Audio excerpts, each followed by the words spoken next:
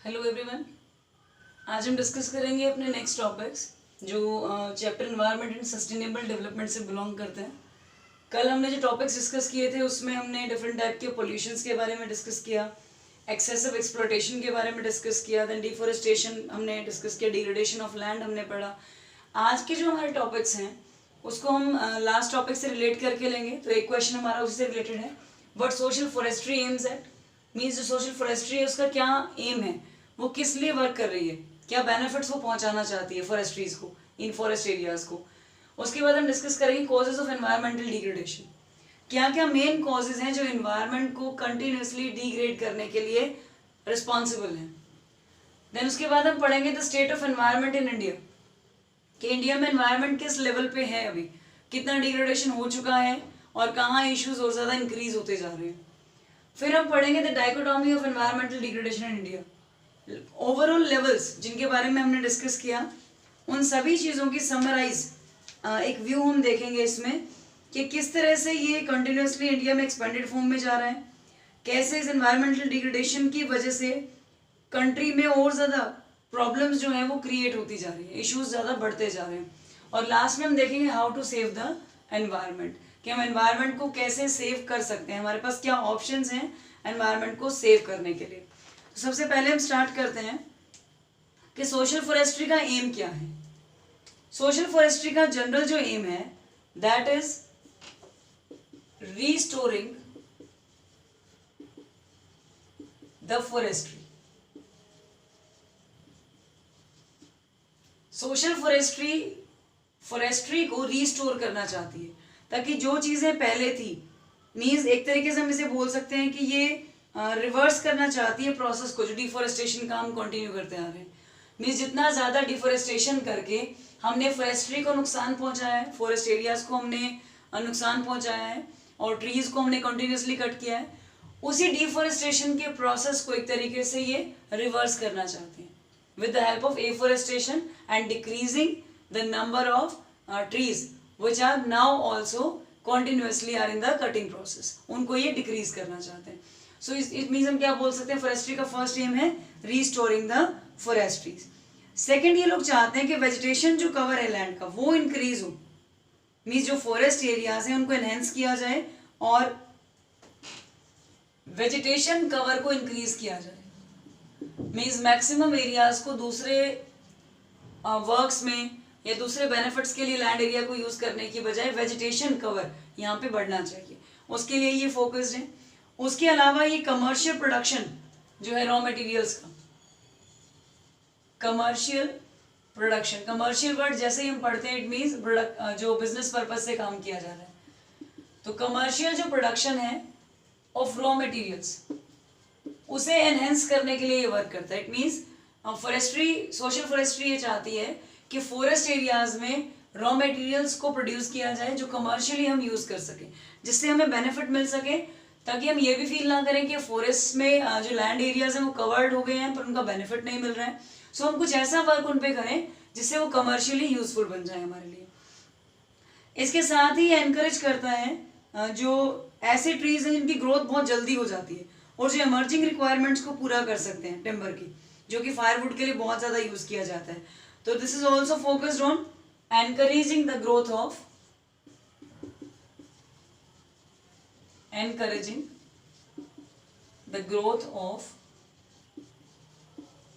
Fast growing trees.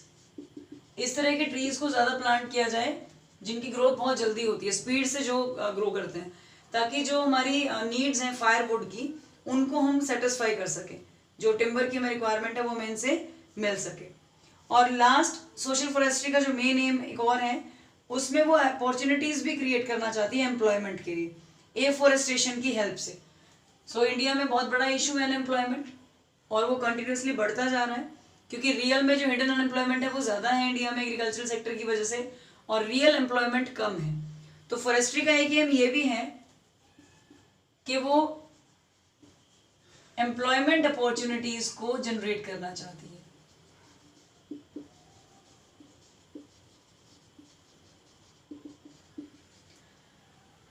सो ये कुछ AIIMS हैं जो सोशल फॉरेस्ट्री फोकस करके चलती है। रीस्टोर करना है फॉरेस्ट्री को, मीन्स डिफॉरेस्टेशन को डिक्रीज करना है, वेजिटेशन कवर को इंक्रीज करना है, ज्यादा एरियाज इन्हीं से कवर्ड हो, कमर्शियल प्रोडक्शन को ज्यादा एनकरेज करना है, उस पर फोकस होना है, एनकरेज करना है उन ट्रीज की ग्रोथ के लिए जो ज्यादा जल्दी ग्रो कर जाते हैं ताकि फायरवुड की डिमांड्स पूरी हो सके, और साथ साथ एम्प्लॉयमेंट अपॉर्चुनिटीज क्रिएट करनी है जो कि एफॉरेस्टेशन के थ्रू हम क्रिएट कर सकते हैं। तो ये मेन एम्स हैं सोशल फॉरेस्ट्री के। इसके बाद नेक्स्ट टॉपिक हमारा आता है causes of environmental degradation.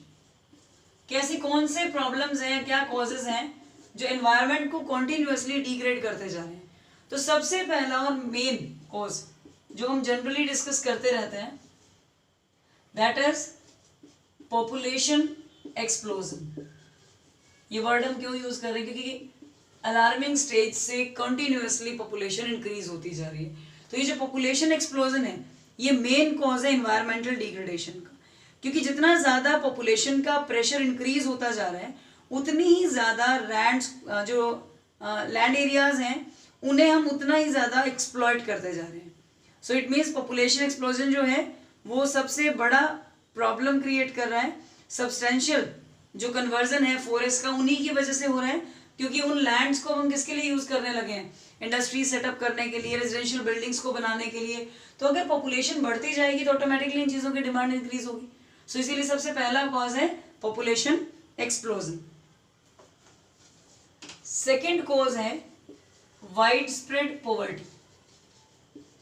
India में पॉवर्टी बहुत ज्यादा है। आज भी हमारी पॉपुलेशन का बहुत सारा पार्ट अराउंड 22 और 23% लोग जो है एक्सट्रीम पुअर हैं, एक्सट्रीमली पॉवर्टी में वो लोग सरवाइव कर रहे हैं। सो इसीलिए ये भी एक रीजन है। जितना बड़ा सेक्शन इंडिया का पुअर है उतना ऑल ओवर द वर्ल्ड किसी भी और नेशन का नहीं है। इट मीन्स एब्सोल्युटली जो पॉवर्टी का पोर्शन इंडिया में वो बहुत बड़ा है, बहुत ज्यादा है।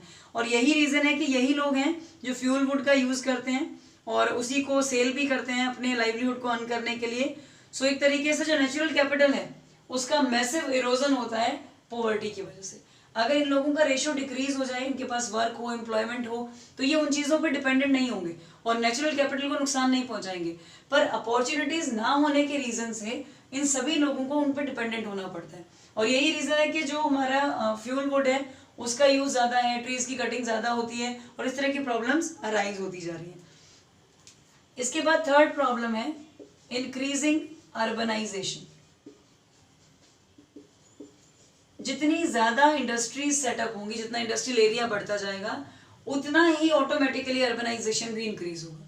क्योंकि जो अर्बन एरियाज हैं वो क्यों क्रिएट होते हैं, क्योंकि जहां अपॉर्चुनिटीज आ जाएंगी वहां पे अपने आप ही लोग शिफ्ट होना स्टार्ट हो जाएंगे।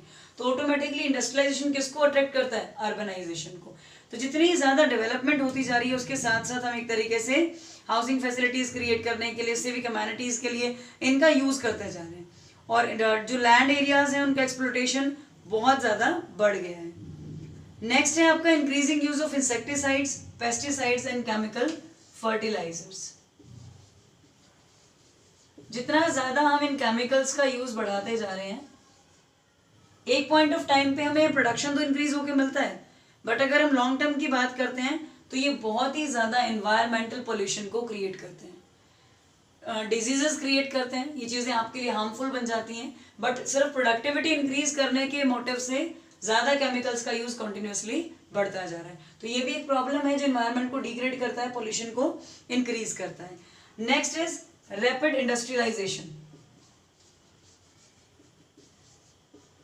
जितनी ज्यादा इंडस्ट्रीज सेटअप होंगी उतनी ही ज्यादा प्रॉब्लम्स भी बढ़ती जाएंगी। तो इंडस्ट्रियलाइजेशन का बढ़ना इट मीन्स पॉवर्टी का क्रिएट होना, अर्बनाइजेशन का क्रिएट होना, लैंड एरियाज की डिमांड का इंक्रीज हो जाना, नेचुरल फैक्टर्स या नेचुरल कैपिटल का मिसयूज बढ़ जाना, ये सारी चीजें इससे रिलेट करती हैं। इसके बाद आता है मल्टीप्लिसिटी ऑफ ट्रांसपोर्ट व्हीकल्स। जितने ज्यादा ट्रांसपोर्ट व्हीकल्स बढ़ते जाएंगे उतना ही ज्यादा नॉइज पोल्यूशन क्रिएट होगा, जो एयर पोल्यूशन और नॉइज पोल्यूशन दोनों तरह के पोल्यूशंस को क्रिएट कर रहा है व्हीकल्स के बढ़ने से। तो एक तरीके से ट्रांसपोर्ट व्हीकल्स का बढ़ना भी इसका एक रीजन है। जितने ज्यादा ट्रांसपोर्ट व्हीकल्स आपके इंक्रीज होंगे उतना ही ज्यादा नॉइज और एयर पोल्यूशन क्रिएट होगा। तो ये भी एनवायरमेंटल डिग्रेडेशन को सपोर्ट करता है या उसे इंक्रीज करता है। Last point is disregard to the civic norms. Generally हम लोग बहुत सारी चीज़ों को जानते हैं पर हम उनका यूज़ नहीं करते हैं। जैसे जो रोड्स हैं वहाँ पे हॉर्न्स हैं, लाउड स्पीकर्स हैं, इनका इनडिस्क्रिमिनेटली यूज़ करना, जबकि इनकी रिक्वायरमेंट वहाँ पे नहीं होती है। तो ये जो डिसरिगार्ड है सिविक नॉर्म्स का, ये भी एक बहुत बड़े लेवल पे प्रॉब्लम क्रिएट कर रहा है और एनवायरमेंटल डिग्रेडेशन को बढ़ा रहा है। Disregard of civic norms.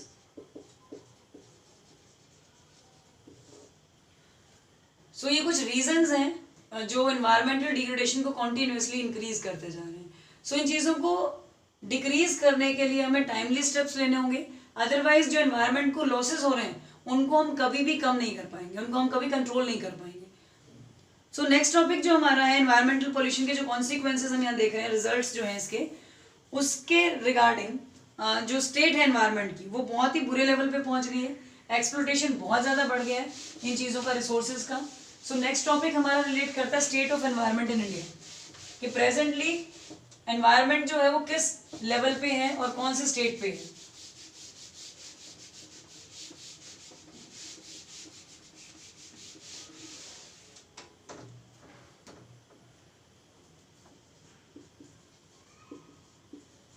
State of environment in India.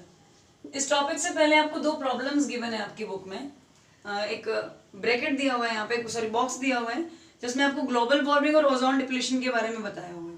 दोनों ही प्रॉब्लम्स हमारे लिए बहुत ज़्यादा सीरियस थ्रेट्स क्रिएट कर रही हैं और ये सभी चीज़ें तभी कंट्रोल होंगी जब आप जो स्टेट ऑफ एनवायरनमेंट है उसको नॉर्मल लाने के लिए वर्क करना स्टार्ट कर दोगे। अदरवाइज इस तरह के थ्रेट्स जो है वो कंटिन्यूसली बढ़ते जाएंगे, जो इन्वायरमेंटल डिग्रेडेशन के साथ साथ इंक्रीज हो रहे हैं कंटिन्यूसली।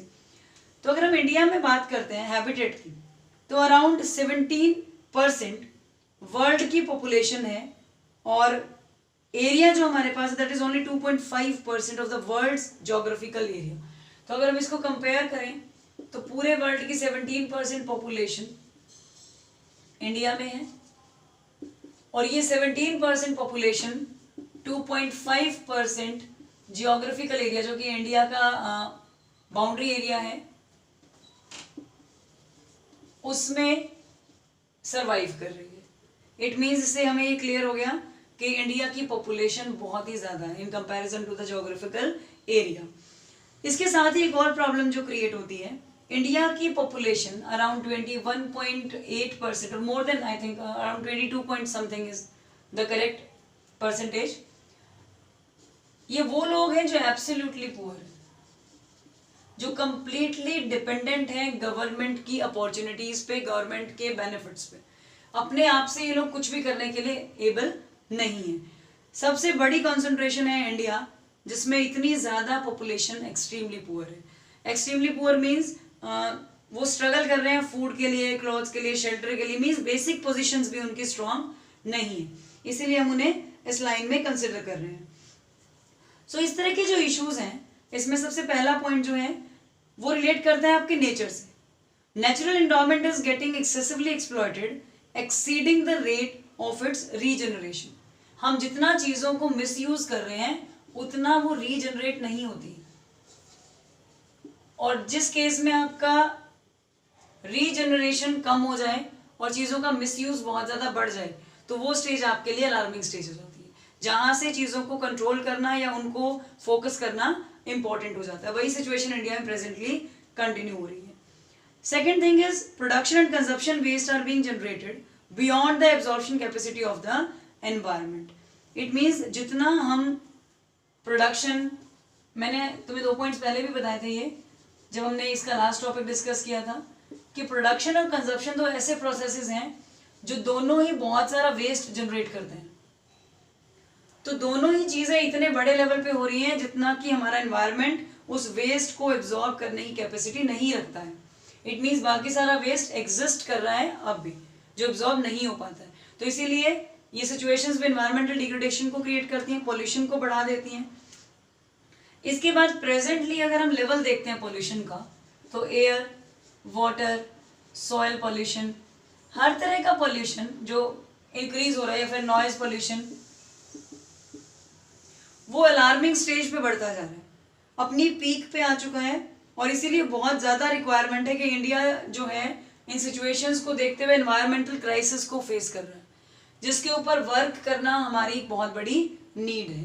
तो इसीलिए हमें उन्हें प्रॉपरली फोकस करना होगा कि कहाँ हम किन किन चीज़ों में यूजेस को बेटर बना सकते हैं, कहाँ पे आप ऐसे रिसोर्सेज का यूज़ कम कर सकते हो जो पोल्यूशन ज़्यादा क्रिएट करती हैं, और कैसे हम दूसरे अल्टरनेट्स निकाल सकते हैं जिससे हमारा वर्क कैपेसिटी भी डिक्रीज ना हो, एफिशिएंटली हम काम भी कर पाएँ, और साथ में जो पोल्यूशन है या एनवायरमेंटल डिग्रेडेशन है हम उसको भी डिक्रीज कर सके। सो इसके लिए हमें कुछ स्टेप्स लेने होंगे। अब जो हमारा नेक्स्ट टॉपिक है वो रिलेट करता है the dichotomy of the environmental degradation in India. इस टॉपिक में जो है तो इंडिया एक पैराडॉक्सियल सिचुएशन से निकल रहा है। इट मीन्स जो यहाँ पे जो लेवल है पॉवर्टी का वो बहुत पुराने टाइम से है, अकर कर रहा है और कॉन्टिन्यूसली एक्सपेंड करता जा रहा है। तो इसीलिए कुछ ऐसे फैक्ट्स हैं इंडिया में जो एनवायरमेंटल डिग्रेडेशन को कम नहीं होने दे रहे हैं या बहुत बड़ी प्रॉब्लम क्रिएट करते हैं उसको डिक्रीज होते टाइम। सो ऐसी कौन कौन से इश्यूज है जो कॉन्टिन्यूसली आपको इंक्रीजिंग रेट से इफेक्ट करते जा रहे हैं। तो सबसे बड़ा उसमें जो इशू है वो है पॉवर्टी, जो कोई न्यू टर्म नहीं है, हम बहुत टाइम पीरियड से इसको पढ़ते आ रहे हैं या कर रहे हैं, और साथ में प्रॉब्लम क्या है, एक्सपेंड हो रहा है, ये बढ़ता जा रहा है, इंक्रीज होता जा रहा है। तो poverty is the principal cause of environmental degradation in rural areas. अगर हम रूरल एरियाज की बात करते हैं तो poverty is the main cause of environmental degradation. Basically in which areas? This is in rural areas. Rural areas में poverty बहुत ही main cause है, प्रिंसिपल कॉज है, जिसकी वजह से ज्यादा एनवायरमेंटल डिग्रेडेशन क्रिएट होता है। बिकॉज जितने ज्यादा लोग पुअर होंगे उतना ही ज्यादा वो डिफॉरेस्टेशन को बढ़ा देंगे। डिफॉरेस्टेशन बढ़ेगा क्योंकि उनको रिक्वायरमेंट है फ्यूल वुड की। अब डिफॉरेस्टेशन के बढ़ने का मतलब क्या है कि वो क्या कर रहे हैं, एनवायरमेंट को कंटिन्यूसली डिग्रेड कर रहे हैं। सेकेंड पॉइंट हमारा रिलेट करता है expanding the production activity. Expanding the production activities.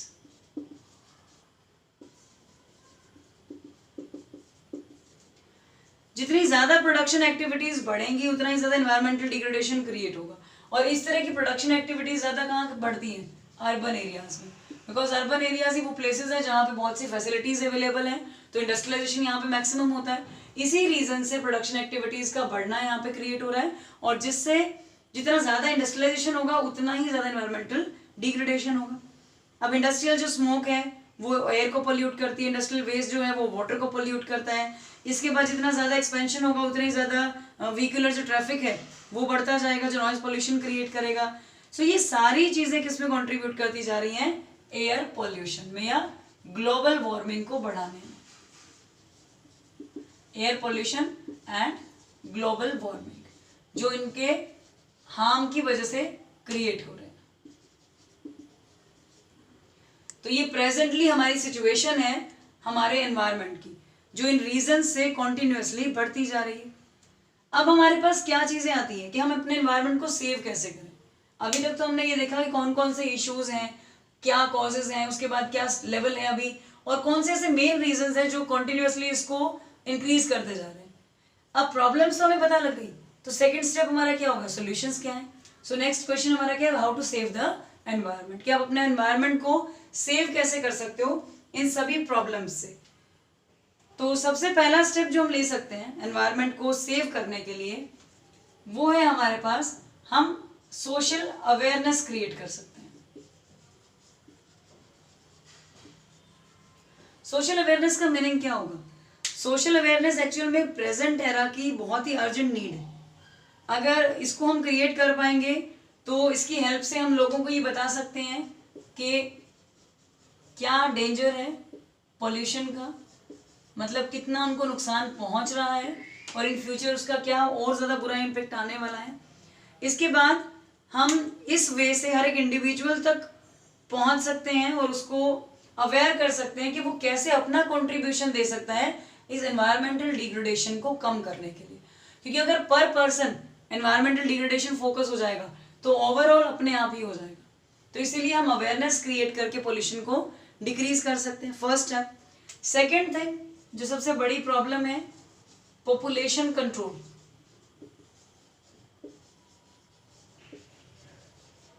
Population जो कि अभी हमने पढ़ा था, पॉपुलेशन एक्सप्लोजन सबसे पहला हमारा कॉज है। तो अगर पॉपुलेशन को हम कंट्रोल करते हैं तो ये एक बहुत ही एसेंशियल एरिया है जिसको चेक करना बहुत इंपॉर्टेंट है। और इन्वायरमेंट को प्रोटेक्ट करने के लिए पॉपुलेशन अगर डिक्रीज नहीं होती है तो डिग्रेडेशन को डिक्रीज करना भी पॉसिबल नहीं है, क्योंकि जितने ज़्यादा पॉपुलेशन बढ़ेगी उतनी ही ज़्यादा चीज़ों की डिमांड भी इंक्रीज होती जाएगी। तो इसीलिए रिक्वायरमेंट क्या है कि आप पॉपुलेशन को कंट्रोल करें, तो ऑटोमेटिकली चीज़ों की रिक्वायरमेंट कम होगी, डिमांड कम होने के साथ साथ डिग्रेडेशन भी डिक्रीज हो जाएगा। नेक्स्ट स्टेप है हमारा enforcement of environment conservation act.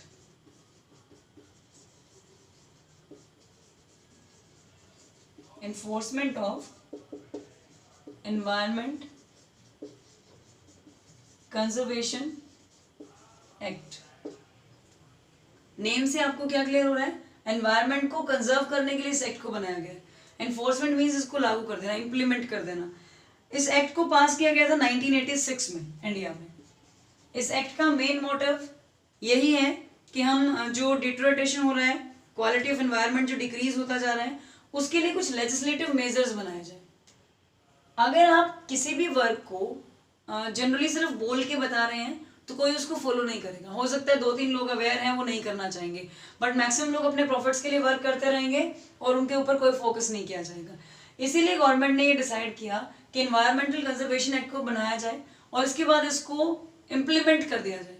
इसके लिए कुछ लेजिस्लेटिव मेजर्स बनाए जाएं कि अगर इसके बाद भी इसको नहीं फॉलो किया जाता है तो उसके अगेंस्ट कुछ पनिशमेंट्स भी फिक्स कर दी जाए, ताकि लोग अपने आप ही इन चीज़ों को अपने लेवल पे यूज करना स्टार्ट कर दें, या वो इस प्रोटेक्शन को अपने लेवल पे करना शुरू करें, तो ऑटोमेटिकली एनवायरमेंट डिग्रेडेशन डिक्रीज हो जाएगा। इसके बाद एक और मेन स्टेप जो गवर्नमेंट ने लिया, जो इसकी कैंपेन्स का पार्ट है, दैट इज एफॉरेस्टेशन। तो बहुत से एफॉरेस्टेशन कैंपेन्स स्टार्ट किए गए, लॉन्च किए गए, ताकि जो एनवायरनमेंट है उसको हम प्रोटेक्ट कर सकें। ज़्यादा ट्रीज हम लगाएंगे तो ऑटोमेटिकली एनवायरनमेंट को उससे बेनिफिट होगा, तो इसके ऊपर भी वर्क किया गया। The next point is control over industrial and agricultural pollution. Control over industrial and agricultural pollution.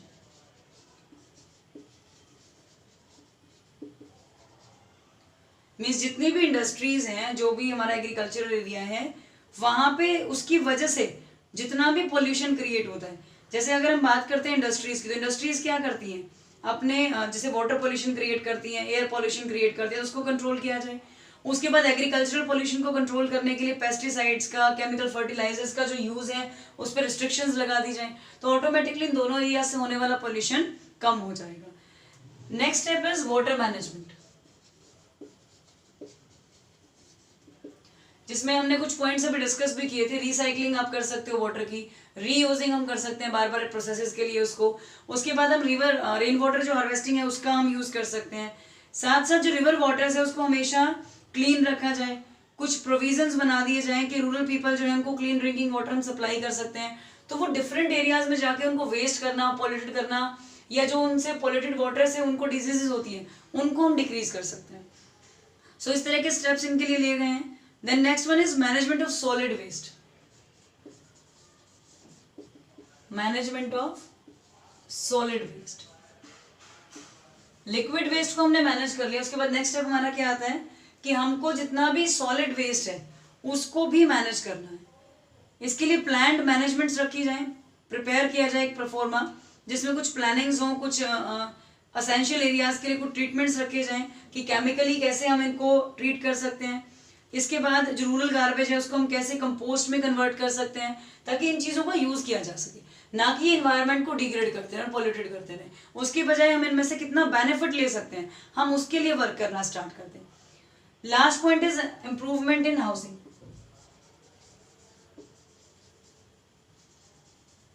Improvement in housing में जितनी भी स्लम एरियाज हैं उन सभी में कोशिश ये की जाए कि इनको नीट एंड क्लीन बनाने के लिए हम स्लम एरियाज को रिप्लेस कर दें हाउसेज में, ताकि वहाँ पे proper well lighted dwelling systems हों, एयरी एरियाज हों।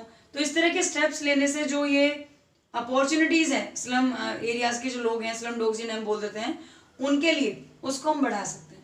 और जैसे इस तरह के एरियाज कम होंगे तो ऑटोमेटिकली वहाँ से होने वाला पोल्यूशन भी डिक्रीज हो जाएगा। तो ये कुछ स्टेप्स हैं जिससे हम अपने एनवायरनमेंट को सेव कर सकते हैं। बट इन सब स्टेप्स को लेने में सिर्फ गवर्नमेंट वर्क नहीं कर सकती, इसमें हर एक पर्टिकुलर पर्सन का इक्वल कंट्रीब्यूशन है। गवर्नमेंट ने कुछ स्टेप्स को बना दिया, इम्प्लीमेंट कर दिया, बट अगर हम लोग फॉलो नहीं कर रहे हैं तो उन चीज़ों पे कोई बेनिफिट हमें नहीं मिलेगा। सो इसीलिए अगर हम इन शॉर्ट इसकी बात करें तो इकोनॉमिक डेवलपमेंट जो है, एनवायरमेंटल प्रोटेक्शन जो है, ये कॉम्प्लीमेंट्री चीज़ें हैं, एक साथ चलती हैं। तो आपको डेवलपमेंट तो करना ही है, बट साथ साथ आपको ये भी ध्यान देना है कि एनवायरमेंट भी प्रोटेक्ट होना चाहिए। और सबसे मेन चीज़ जो है, हेल्दी लाइफ्स के लिए ये ज़रूरी है कि आपका एनवायरनमेंट क्लीन होना चाहिए। और जब तक आप हेल्दी नहीं रहोगे तो आप किसी भी प्रोडक्टिव एक्टिविटी का पार्ट नहीं बन पाओगे। तो इसीलिए इन सब स्टेप्स को फॉलो करना बहुत ज़्यादा इम्पॉर्टेंट है। इसके बाद हमारे पास नेक्स्ट स्टेप्स आते हैं जो इससे रिलेट करता है, that is related with pollution control boards.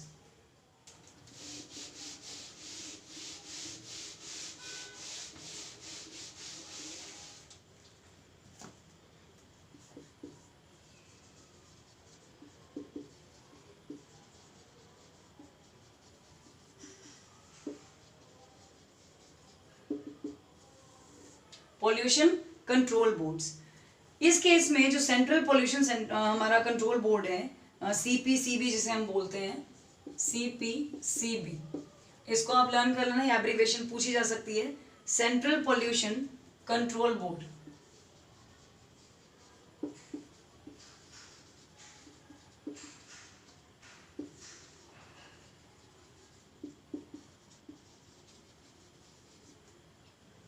Central pollution जो हमारा बोर्ड है, कंट्रोल बोर्ड है, उसको सेटअप किया गया था 1974 में।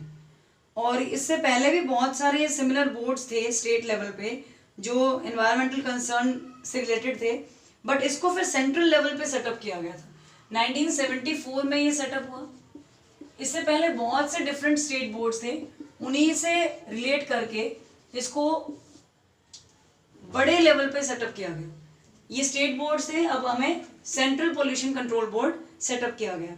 इसके बाद ये जो बोर्ड है, ये सभी बेसिकली बेंचमार्क क्रिएट कर रहे हैं कि एक टॉलरेबल रेंज क्या है, कि कितना एफ्लुएंट, कितना एमिशन आप करेंगे जिसको टॉलरेट किया जा सकता है। उसके बाद अगर वो हो रहा है तो डायरेक्टली एनवायरनमेंट को वो नुकसान पहुंचा रहा है, उसको इफेक्ट कर रहा है।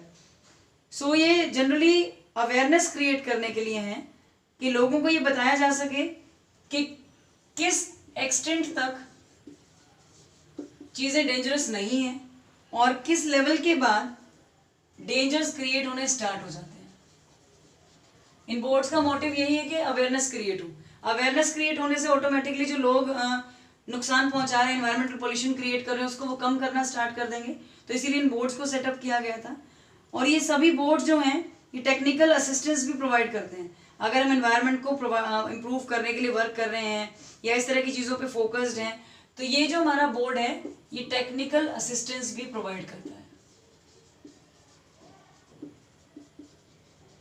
टेक्निकल असिस्टेंस भी प्रोवाइड करता है। सो इस तरह की चीज़ों से सोशल अवेयरनेस क्रिएट होती है और सोशल अवेयरनेस सबसे बड़ा रोल प्ले कर रही है एनवायरमेंटल डिग्रेडेशन को कम करने में, बिकॉज सोसाइटी के लोग ही एनवायरमेंटल डिग्रेडेशन को बढ़ा रहे हैं। तो अगर वही रोल प्ले नहीं करेंगे तो पॉसिबल नहीं है कि सिर्फ कुछ बोर्ड्स या कुछ गवर्नमेंट्स मिलकर इस वर्क को पूरा कर सकें।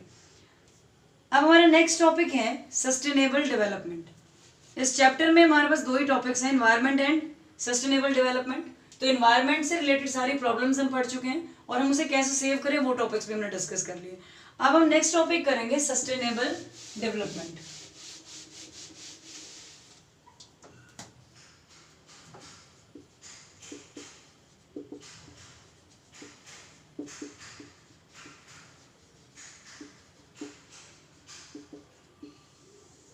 Sustainable development.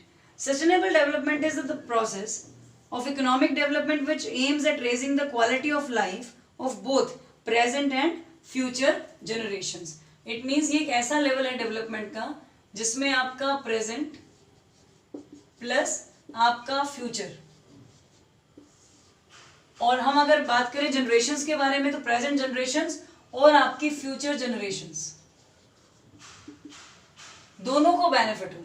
इट मीन्स कोई भी ऐसा डेवलपमेंट जो प्रेजेंट को तो कर रहा है, बेनिफिट पहुंचा रहा है, बट लॉन्ग टर्म में अगर हम बात करें तो फ्यूचर जनरेशंस को उसका कोई बेनिफिट नहीं है, तो वो डेवलपमेंट आपका सस्टेनेबल नहीं है।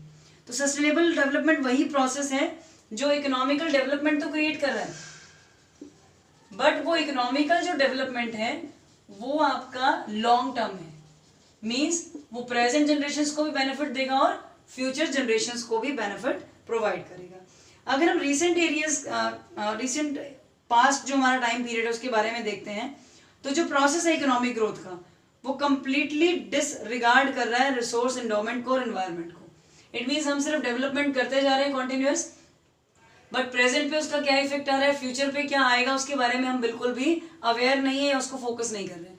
यही रीजन है कि कॉन्टिन्यूसली बहुत सारे रिसोर्सेज का मिसयूटिलाइजेशन हो रहा है, हम उनको डिग्रेड करते जा रहे हैं, डिप्लीट करते जा रहे हैं। और इसकी सिचुएशंस ऐसी हैं कि अगर हम साइंटिस्ट के बारे में बात करते हैं तो उन्होंने बहुत सारी चीज़ों को वार्न भी कर दिया है। जैसे वाटर का हम बात करें, वाटर एक रिन्यूएबल रिसोर्स है, बट इंडिया में वाटर का यूज़ जो है वो इतना ज़्यादा है कि हमने उसको भी नॉन रिन्यूएबल की तरह कन्वर्ट कर दिया है।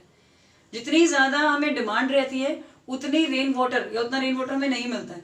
दूसरा, हम प्रॉपरली उसको हार्वेस्ट नहीं करते हैं तो और ज़्यादा इश्यूज क्रिएट हो रहे हैं। सो इसी तरीके से हम सिर्फ डेवलपमेंट पे फोकस्ड हो गए हैं, बट जो डेवलपमेंट हम कर रहे हैं वो लॉन्ग टर्म नहीं है, बिकॉज हम प्रॉपरली उसको फोकस नहीं कर रहे हैं और सही मैनर में हम उस पर वर्क नहीं कर रहे हैं।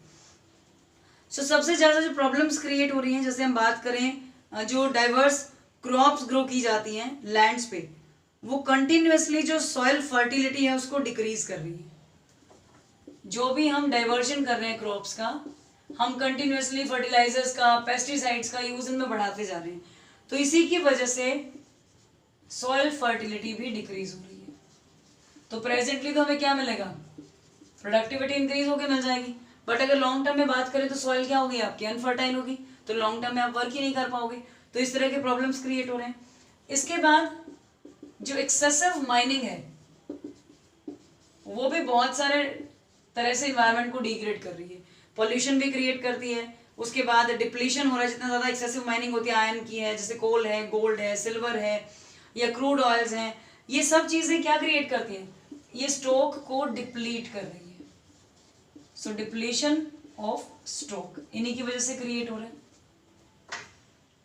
थर्ड इज स्मोक, या फिर जितनी भी इंजीरियस एमिशंस हैं जो फैक्ट्रीज से निकलते हैं, जो भी हजार्डस गैसेस हैं, या जो ट्रांसपोर्ट जो व्हीकल्स हैं उनसे जो पोल्यूशन क्रिएट होता है वो भी एनवायरनमेंट को नुकसान पहुंचा रहा है। तो next is smoke and effluents and plus vehicles pollution, ये भी आपके एनवायरनमेंट को कॉन्टिन्यूसली डिग्रेड कर रहे हैं। सो अगर हम ब्रीफ कर दें इन चीज़ों को तो इससे क्लियर होता है कि जो प्रोसेस है ग्रोथ का और डेवलपमेंट का, कॉन्टिन्यूसली इन्वायरमेंटल डिग्रेडेशन को और इन्वायरमेंटल पॉल्यूशन को इंक्रीज कर रहा है। और इसीलिए इन स्टेप्स के थ्रू हमें ये क्लियर हो जाता है कि environmental degradation presently alarming stage से कॉन्टिन्यूसली बढ़ता जा रहा है। अलार्मिंग स्टेज मीन्स जहां पे अगर वर्क नहीं किया तो उसके बाद इन चीज़ों को आप हैंडल कर ही नहीं पाएंगे, वो पॉसिबल ही नहीं होगा। तो अगर हम रिसेंटली इन्वायरमेंटल डिग्रेडेशन के बारे में डिस्कशंस करें तो एक एमर्जिंग चैलेंज है क्वालिटी ऑफ लाइफ के लिए और प्रेजेंट के लिए भी और हमारी फ्यूचर जनरेशंस के लिए भी, कि जो पोल्यूशन का लेवल है वो इतना ज़्यादा बढ़ गया है कि बहुत चैलेंजिंग हो गया है हमारे लिए कि हम कैसे उसको सस्टेनेबल डेवलपमेंट में क्रिएट करें या उसको कन्वर्ट करें। सो इसीलिए जो हमारे प्लानर्स हैं, जो पॉलिटिशियंस हैं, वो ग्रोथ के लिए फोकस ना रह के क्वालिटी ऑफ लाइफ के लिए फोकस्ड हो जाएं तो हमारे लिए वो ज़्यादा बेटर रहेगा। और जिसके लिए हमें रेशनल यूटिलाइजेशन करना होगा रिसोर्सेज का और फुलर यूटिलाइजेशन भी करना होगा, क्योंकि रिसोर्सेज आपके पास कैसे हैं, लिमिटेड है। तो अगर इन्हीं लिमिटेड रिसोर्सेज को आप वेस्ट करते जाएंगे तो एक टाइम पीरियड ऐसा होगा जब आपके पास चीज़ें बचेंगी ही नहीं यूजेस करने के लिए। तो इसीलिए ये रिक्वायर्ड है कि प्रेजेंटली जो डेवलपमेंट है उसके लिए प्लानर्स को प्रॉपर प्लानिंग करनी होगी, पॉलिटिशियंस को कुछ पॉलिसीज बनानी होंगी जिसकी हेल्प से हम कम से कम वेस्टेज करें, डिप्लीशन करें स्टॉक्स का और बेटर और मैक्सिमम यूटिलाइजेशन करें, जिससे जो हमारी ग्रोथ है वो जनरल इकोनॉमिक ग्रोथ से सस्टेनेबल डेवलपमेंट या ग्रोथ में कन्वर्ट हो सके। अब इसके बाद जो हमारे पॉइंट्स हैं, इसके अकॉर्डिंग तुम्हें कुछ क्वेश्चंस जो नोट करने हैं मैं वो बता देती हूँ। पहले जितने भी पॉइंट्स आज हमने डिस्कस किए, इसमें एक पॉइंट हम यहाँ पे भी नोट कर लेंगे, sustainable development.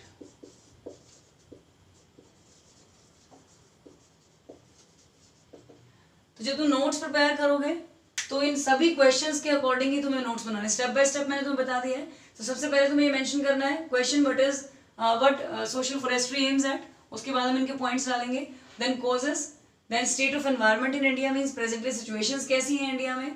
Dichotomy of environment, कि कौन सी ऐसी चीजें हैं जो एक तरीके से पैराडॉक्सियल सिचुएशन क्रिएट कर रही है, जैसे हमने पॉवर्टी का यहाँ पे एग्जाम्पल लिया था, जो कि बहुत लॉन्ग टर्म से कंटिन्यूसली एक्सपेंड होती जा रही है।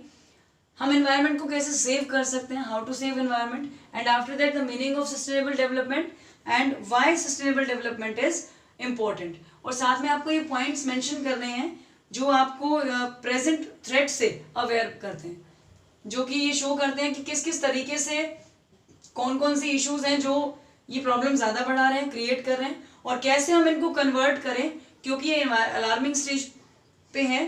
तो कैसे पॉलिटिशियंस और प्लानर्स जो हैं वो इस पे वर्क कर सकते हैं, इस सिचुएशन को कॉमन इकोनॉमिकल डेवलपमेंट में क्रिएट करने के लिए, जो कि sustainable means long time period के लिए कंटिन्यू किया जा सके।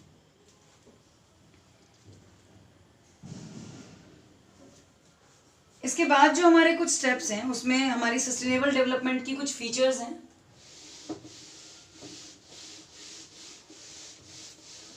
ये आपको लास्ट टॉपिक के साथ ही ऐड कर देनी है। तो सबसे पहला फीचर है सस्टेनेबल डेवलपमेंट का, sustained rise in real per capita income.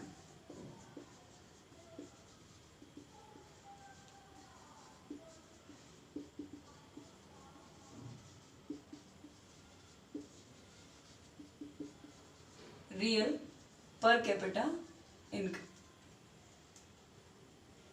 क्या डिफरेंस होता है रियल पर कैपिटा इनकम में और पर कैपिटा इनकम में? रियल पर कैपिटा इनकम का मीनिंग है, फॉर एग्जाम्पल 1 kg कोई चीज हम परचेज करते हैं तो 40 रुपीज हमें पे करना पड़ता है, और हमारी इनकम इस टाइम पे है 100 रुपीज। अब हमारी इनकम इंक्रीज हो जाती है 100 से 140, मीन्स हम बोल देंगे कि हमारी जो पर कैपिटा इनकम है वो इंक्रीज हो गई है। पर जनरली ये चीज पता कहां से लगती है कि रियल इनकम आपकी इंक्रीज हुई है या नहीं हुई है? वो आपको क्लियर होता है मार्केट सिचुएशंस के साथ। जैसे अगर आपकी इनकम 100 से 140 हुई, 40 रुपीज का इंक्रीज हुआ, सेम टाइम पे वही 1 kg जो चीज आप परचेज कर रहे थे 40 में, उसमें एक एडिशन आया 40 रुपीज का, और उसका प्राइस हो गया 80 रुपीज। तो क्या इस केस में हमारी पर कैपिटल इनकम इंक्रीज हो रही है? नहीं, क्योंकि आप तब भी उतना ही परचेज कर पा रहे थे, इनकम बढ़ी तो भी आप ज्यादा पे कर रहे हो, परचेज उतना ही कर पा रहे हो। तो it means real per capita income जब तक आपकी इंक्रीज नहीं होगी तो इकोनॉमिक वेलफेयर पॉसिबल नहीं है। तो इसीलिए हमें किस पे फोकस रहना है? रियल पर कैपिटा इनकम को इंक्रीज करने पे, और जो ये प्राइसेस बढ़ जाते हैं, जो इन्फ्लेशन क्रिएट होता है, इसे कंट्रोल करने पे। सेकेंड स्टेप है rational use of natural resources. Rational use means proper division करना।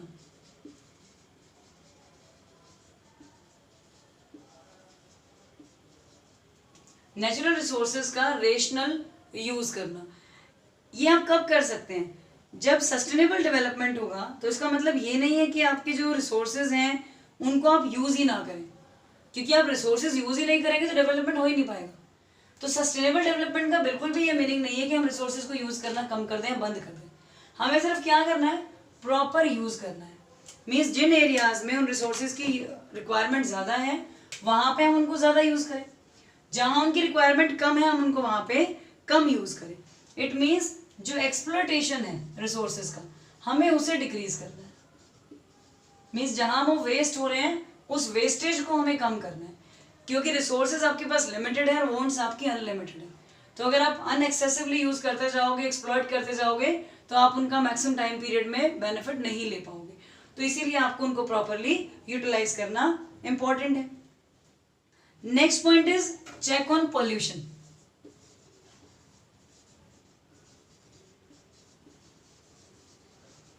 Check on pollution.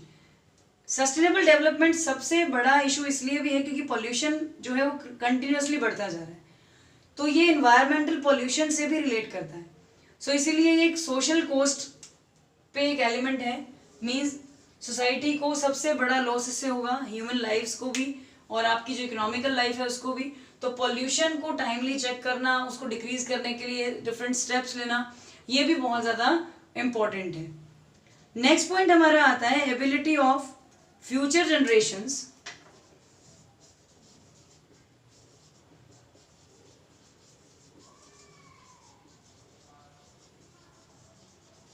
ability of future generations to fulfill their needs.